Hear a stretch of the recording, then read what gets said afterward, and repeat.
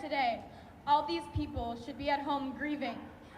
But instead, we are up here, standing together because if all our government and president can do is send thoughts and prayers, then it's time for victims to be the change that we need to see. Our guns have developed at a rate that leaves me dizzy. The guns have changed and the laws have not. We certainly do not understand why it should be harder to make plans with friends on weekends than it is to buy an automatic or semi-automatic weapon. I found out today that there's a website called shootingtracker.com. Nothing in the title suggests that it is exclusively tracking the USA's shootings, and yet, does it need to address that? Because Australia had one mass shooting in 1999 and Port Arthur massacre introduced gun safety, and they haven't had one since. Canada has had 3, and the UK had 1, and they both introduced gun control, and yet here we are, with websites dedicated to recording these tragedies so that they can be formulated into statistics at your convenience.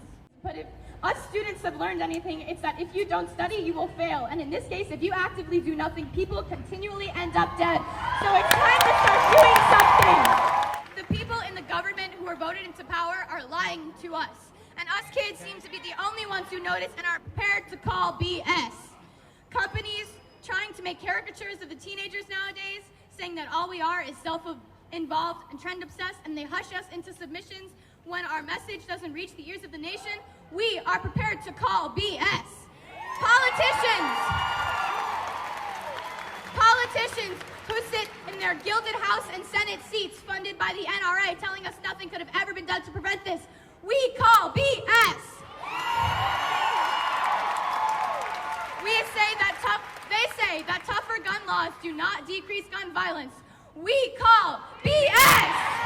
They say a good guy with a gun stops a bad guy with a gun. We call BS. They say guns are just tools like knives and are as dangerous as cars. We call BS. No, they say that no laws could have been able to prevent the hundreds of senseless tragedies that have occurred.